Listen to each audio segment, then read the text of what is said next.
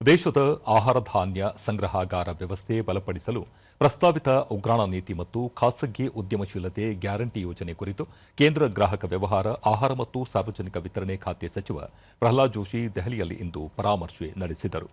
ಆಹಾರ ಧಾನ್ಯ ನಿರ್ವಹಣೆ ವಲಯದಲ್ಲಿನ ಪ್ರಸಕ್ತ ಸವಾಲುಗಳು, ಪ್ರಾದೇಶಿಕ ಉಗ್ರಾಣ ಅಸಮತೋಲನ, ಹೆಚ್ಚುವರಿ ದಾಸ್ತಾನು ನಿರ್ವಹಣೆ, ಸಂಗ್ರಹಣಾ ಸಾಮರ್ಥ್ಯ ಹೆಚ್ಚಳ, ಪ್ರಸಕ್ತ ಧಾನ್ಯ ಖರೀದಿ ಪ್ರಮಾಣಕ್ಕೆ ಅನುಗುಣವಾಗಿ ಉಗ್ರಾಣ ವ್ಯವಸ್ಥೆ ಅಭಿವೃದ್ಧಿಪಡಿಸುವುದು ಮುಂತಾದ ವಿಷಯಗಳ ಕುರಿತು ಹಿರಿಯ ಅಧಿಕಾರಿಗಳು ಹಾಗೂ ಭಾಗಿದಾರರೊಂದಿಗೆ ಸಚಿವರು ಸಮಾಲೋಚನೆ ನಡೆಸಿದರು.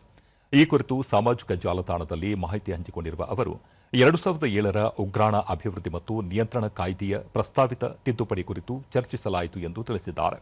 ಪ್ರಧಾನಿ ನರೇಂದ್ರ ಮೋದಿಯವರ ದೂರದೃಷ್ಟಿ ಪರಿಕಲ್ಪನೆ ಅನುಸಾರ ದೇಶದ ಆಹಾರ ಭದ್ರತೆಗೆ ಅನುಗುಣವಾಗಿ ವೈಜ್ಞಾನಿಕ ಮತ್ತು ಭವಿಷ್ಯಕ್ಕೆ ಸಜ್ಜುಗೊಂಡ ಸಂಗ್ರಹಣಾ ವ್ಯವಸ್ಥೆ ರೂಪಿಸಲು ಹಾಗೂ ಮತ್ತಷ್ಟು ದಕ್ಷತೆಯಿಂದ ನಿರ್ಮಿಸಲು ನೂತನ ಸುಧಾರಣೆಗಳು ನೆರವಾಗಲಿವೆ ಎಂದು ಹೇಳಿದ್ದಾರೆ.